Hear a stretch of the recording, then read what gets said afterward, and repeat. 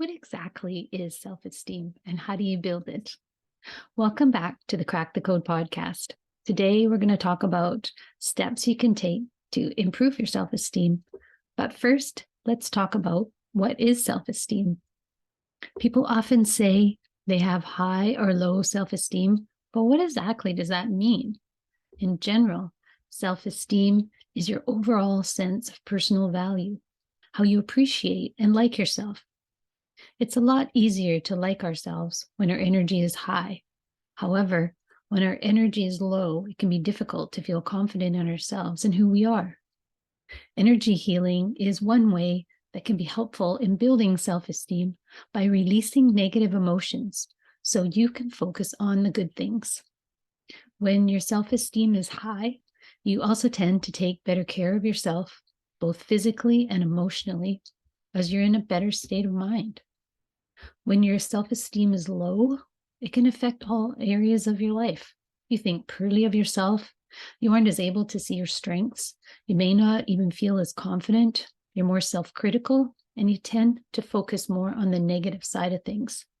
I know I can relate to this. On days when my energy is low, I start to doubt myself and doubt the things that I'm doing. Then I start comparing myself to others. And this is a big one that can really lower your self-esteem, especially with social media and all the information that we're getting exposed to out there. So it's really important that we're continually doing things to build ourselves up. Quieting that inner critical voice is so important, especially if you're trying to do things in your life that are outside your comfort zone. Most of our low self-esteem beliefs and opinions come from experiences that happened early in our lives. I found that in my emotion code work that a good chunk of negative emotions for most people were trapped in childhood, especially early childhood. Most of these negative emotions are our own beliefs, not necessarily true things that we can improve by doing inner work, self-reflection, and emotional healing. So here's 5 ways that you can boost your self-esteem. Small things that you can do. So the first one, build a good relationship with yourself. Your relationship with yourself is the most important relationship in your life. Because no matter what happens, no matter what you're going through, you will always be there. So treat yourself with respect and compassion. And this will also allow you to treat others with more compassion. 2, set attainable goals. One of the few things that we have in our control is what we can do for ourselves. It's your choice how you look after your body, the habits that you make, the food you consume, and how you fill your head. So make sure you're looking after yourself for your highest good. Create habits and routines that will fill you up in a positive way. Things like eating nutritious foods, moving in a way to help your body stay healthy and energized. And that doesn't have to be going to the gym 5 days a week. If you love working in the gym, working out, that's awesome. Go for it. But even just getting out in nature for a few minutes for a daily walk is good for you both physically and mentally. And take time to unplug, even for 5 minutes a day. We are so bombarded by information these days. It's even more important that we take time to relax and recharge without consuming more information. And I know I'm one of those people too. It's so easy to just sit down, pick up that phone, check social media. We can fill our minutes every day if we want to. So I'm constantly practicing that too. But take that time to just do nothing, even if it's only 5 minutes. I know for myself, when I do that, I just feel so much better.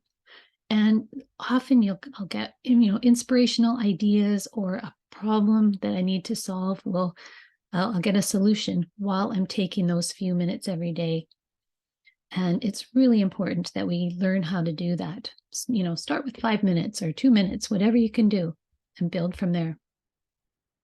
And then number 3, release that negative trapped emotion from your past. Our past can cause us to hold on to emotions that no longer serve us. and can really hold us back from living our best life. So check out emotional healing processes like the emotion code, which can help you to release those emotions from your past with ease without having to necessarily relive the events that you've gone through. There's other methods out there as well. They can really help you to correct your energetic misalignments and imbalances and contribute to your physical and emotional health and get you to be your most confident self. Number 4 is pay attention to how you talk to yourself. When you find yourself saying negative things, flip those words around to a more positive way. Instead of saying things like, I'm not good at something, try saying, I'm becoming better at something. Just a quick tweak of the words can make a huge difference because we are so hard on ourselves. And we have to be our own advocates and best friends. So let's try and be more positive and say things that we would say to somebody else to ourselves. You can also create some affirmations that you can say to yourself as needed during the day, because we can never have too much positive self-talk. Another awesome technique to do is some mirror work, like talk to yourself in the mirror in a supportive way.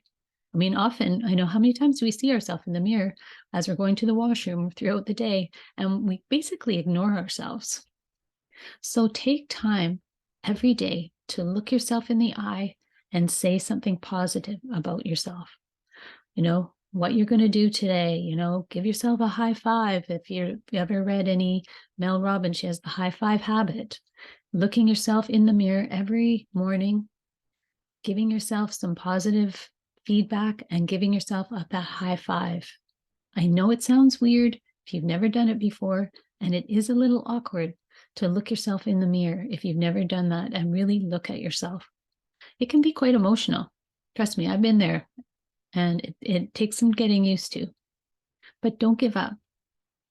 You may not get a lot of positive support from outside sources, so you really have to be in charge of filling yourself up and being your own best friend and support.